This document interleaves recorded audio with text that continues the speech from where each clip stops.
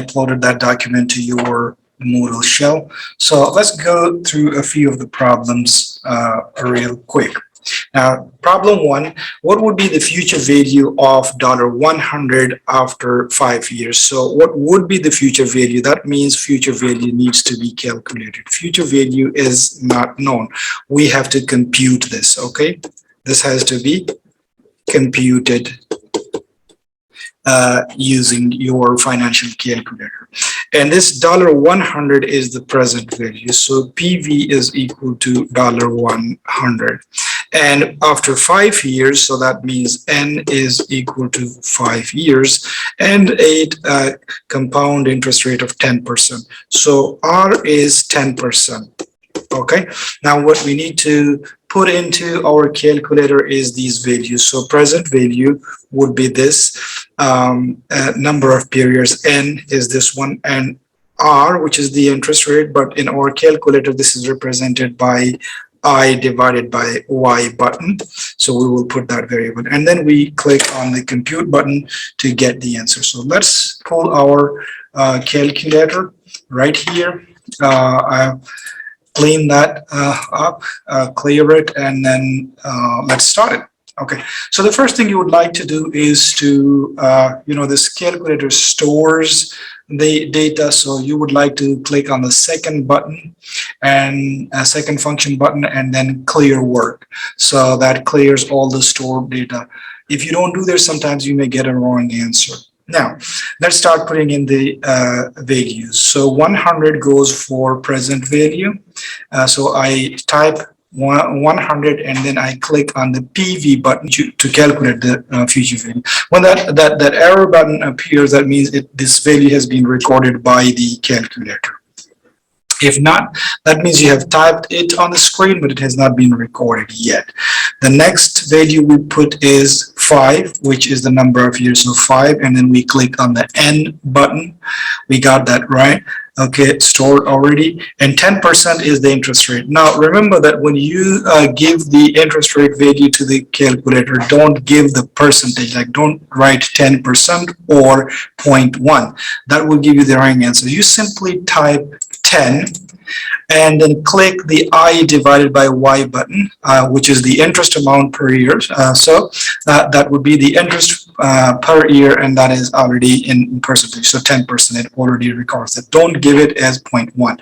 Otherwise, you will get the wrong answer.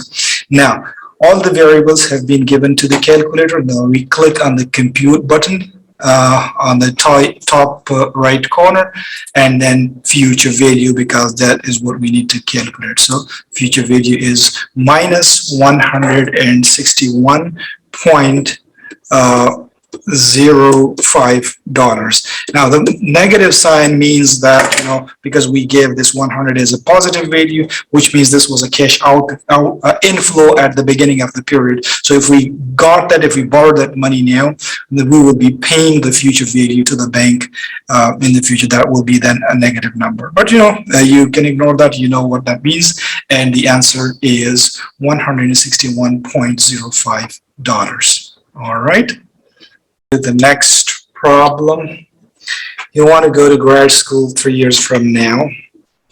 Okay, so 3 years from now, that means we have N is equal to 3, and you can save $5,000 per year, which means this is an annuity, and the payment is $5,000 per year. Beginning 1 year from now, which means this is the ordinary annuity. Payments are taking place at the end of the period. And you invest this in a mutual fund that gives you a 9% return. So the interest rate is 9%. All right. Now, under these conditions, how much will you have just after you make the third deposit? Okay. So what we need to calculate is the future value. How much would you have? All right. Now we pull out our calculator. We give it these values. N3 PMT will be 5,000, and I by Y will be 9%. Okay, so let's pull out the calculator over here. There you go. Turn it on. Just as a good precaution, you would like to reset it, click and go to the file button and reset your calculator, turn it off and on again. We're good now. Now let's start giving it the data. So 3 is N, 5,000 is the PMT, 5,000 PMT, and 9 is the interest rate for which we have the I divided by Y button. So we click on that. All right, and all the values are given now. We click on the compute button, CPT, which is the compute button, and then calculate the future value. And that gives us the future value as 116,390.5. So this is the answer that you get.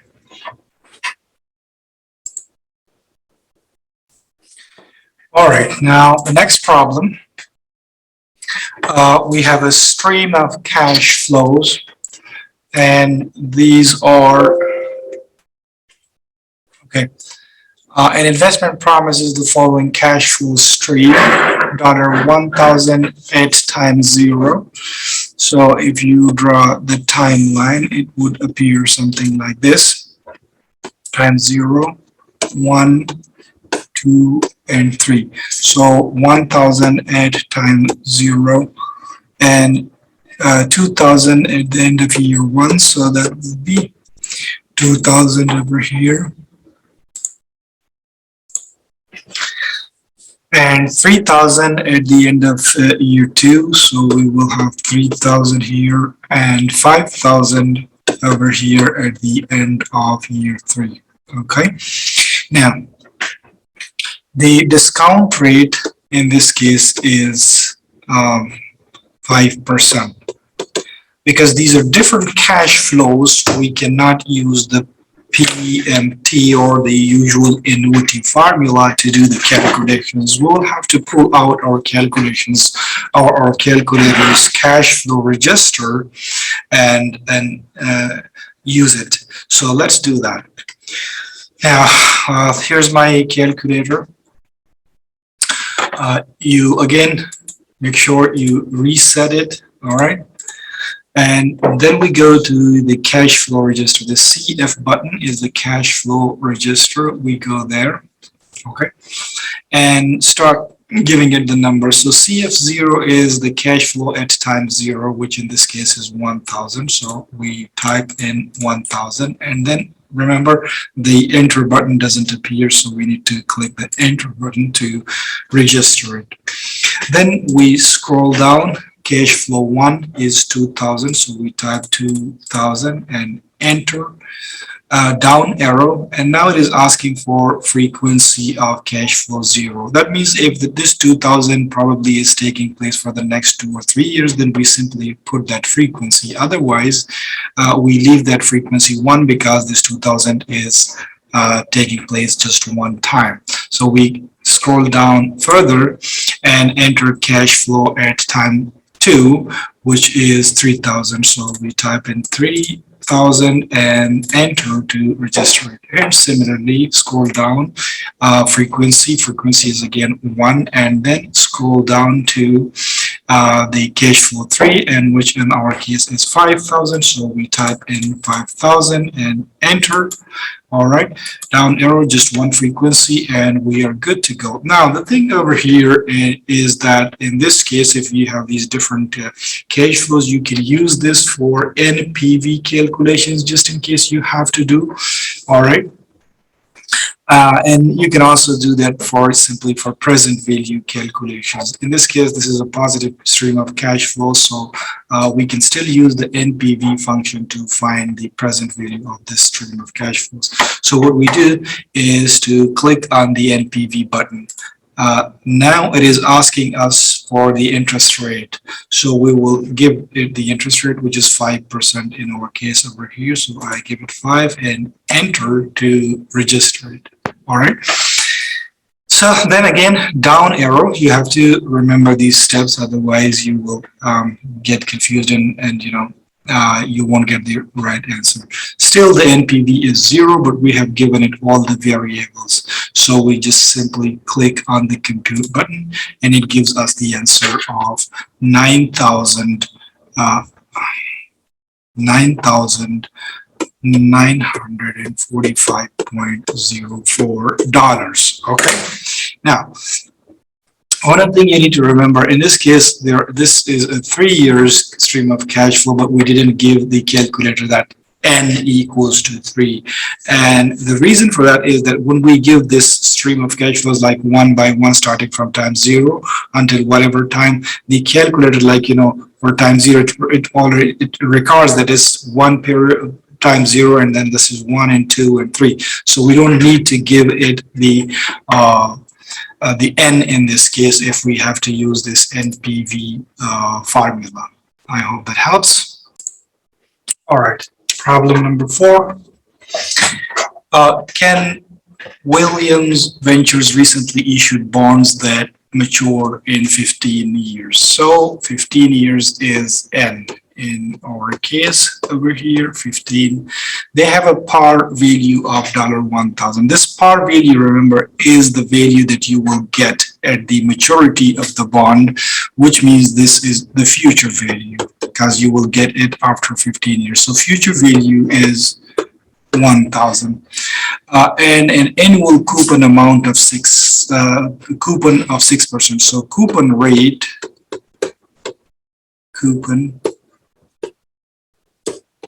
is 6%. All right.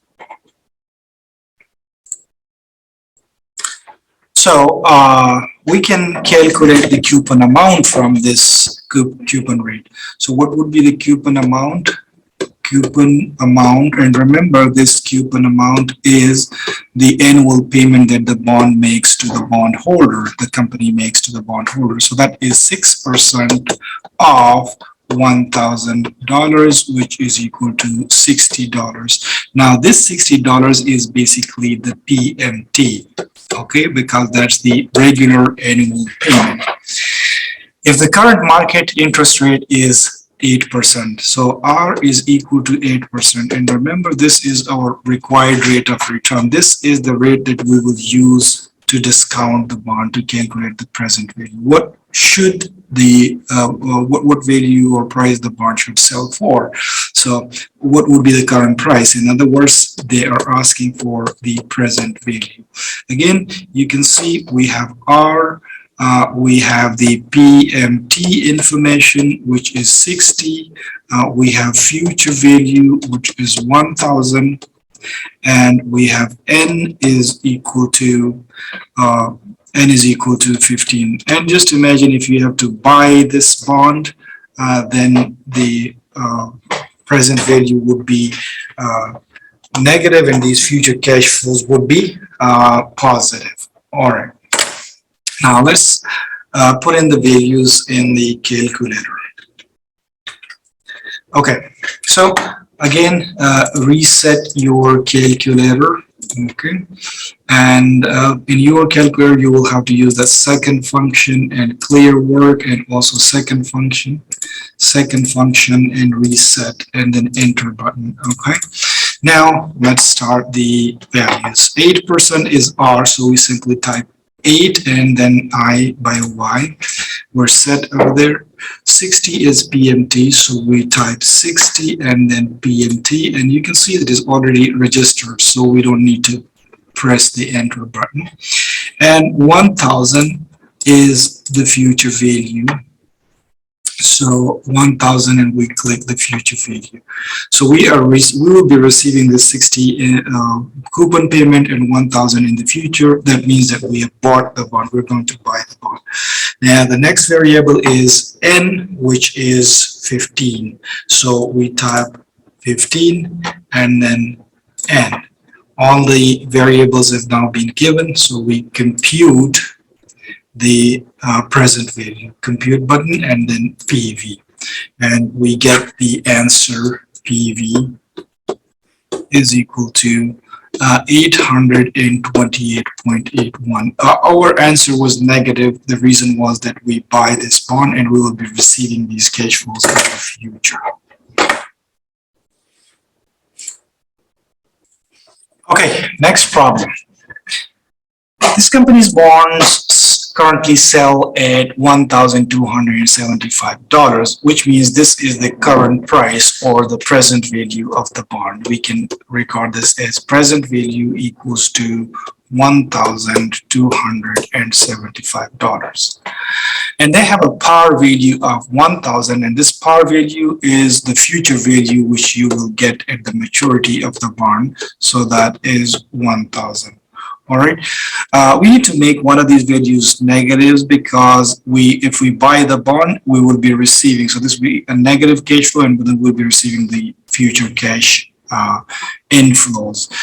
They pay an annual coupon of 120. So this is a regular payment through the life of the bond. So that would be the PMT of 120. This is also going to be a positive number because we are going to be receiving this. All right. But they can be called in 5 years at this price. Okay, so this is a callable bond, and if the company calls it, the company will have to pay a future value of this much instead of 1,000.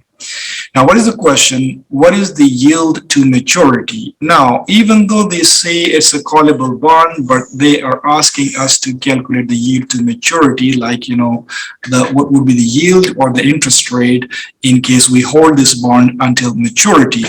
So that means we have to ignore this call information, and we will need to calculate the R. Okay, that is what we need to find, and in your calculator that is the I by Y.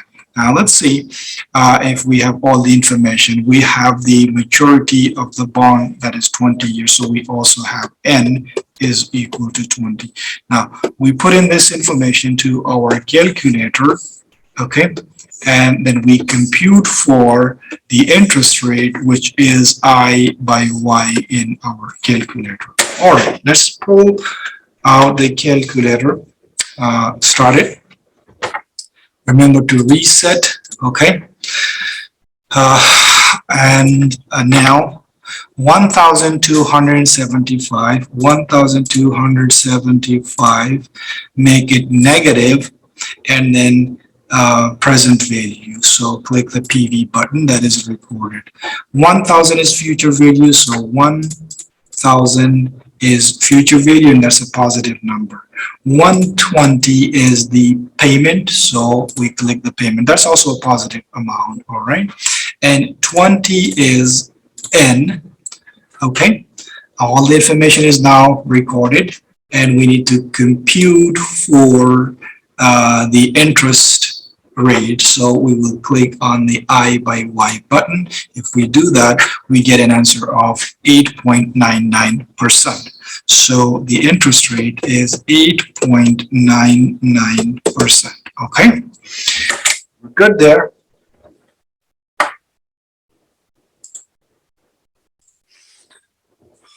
All right, so this next problem is exactly the same as we did the previous one, so no need to do that. Exactly the same information. We know the current price, the maturity, the coupon amount, and the par value. We need to calculate the yield to maturity, or I by Y in our calculator. So let's skip that one. It's pretty easy, right? All right, now this one is slightly different. This company's bonds currently sell at 1,100. So 1,100 is the present value. 1,100.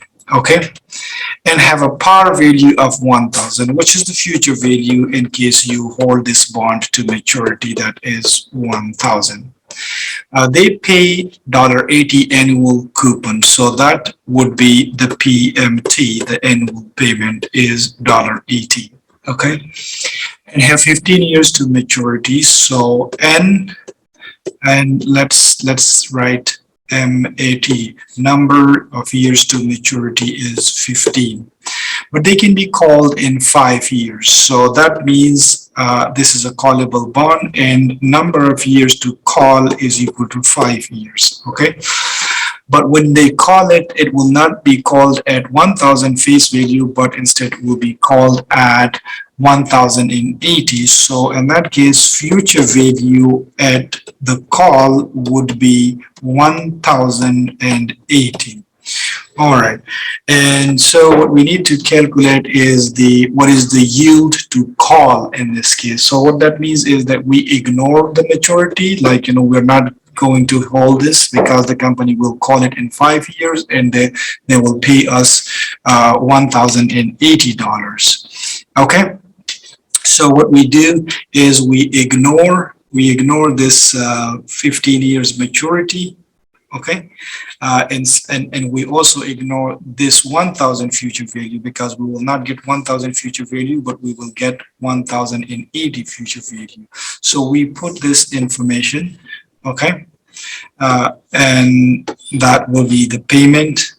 N in this case is 5, future value is 1,080. What we need to calculate is the R. Okay, in other words, that is the I divided by Y in your calculator. Let's pull out our calculator and see how we can do it.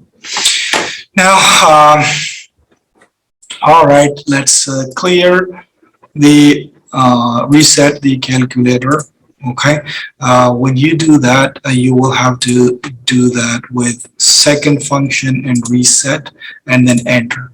Okay, now let's putting in the data. So let's assume that we buy this 1,100 will be the negative cash outflow. Okay, so start the calculator. 1,100 is the present value. Okay, we need to make that negative, so let's clear this. Okay, I'll start again. 1,100, and this should be a negative number first, and then we click the PV button, so that is present value recorded. Then 80 is PMT. If we buy this bond, we'll be receiving this 80 coupon amount, so that would be a positive number. 80 is the PMT, and 5 is now N, which is the number of years to the call. All right, and future value is 1,080. We will also be receiving that 1,080, so this is going to be a positive number, and this is the future value at the call. All right, all data fed into the calculator. Now we compute the interest rate, which is compute I by Y, and we get an answer of 6.96. So the answer is 6.96%. This is the yield to call of the bond.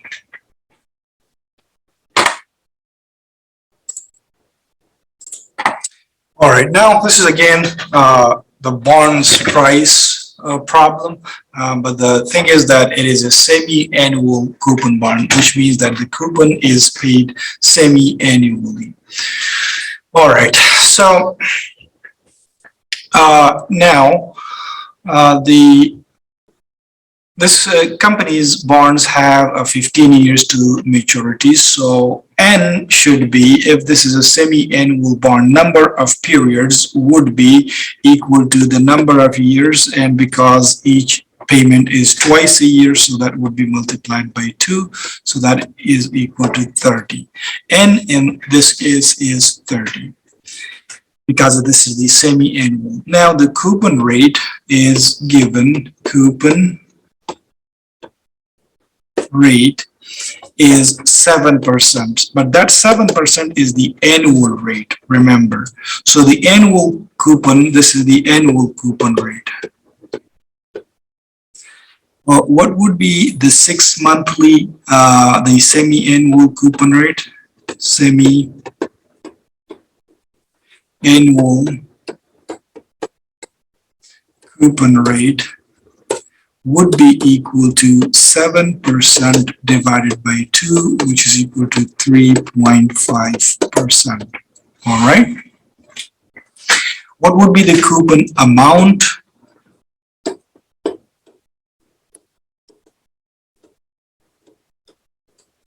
Coupon amount, because that is semi-annual, that would be 3.5% of 1,000. 3.5% of 1,000, which comes out to be $35.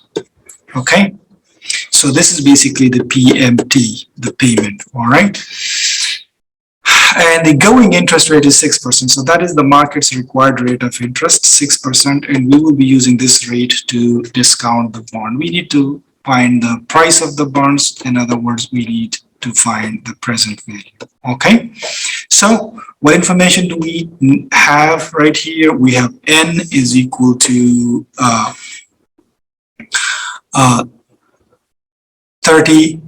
Okay. And the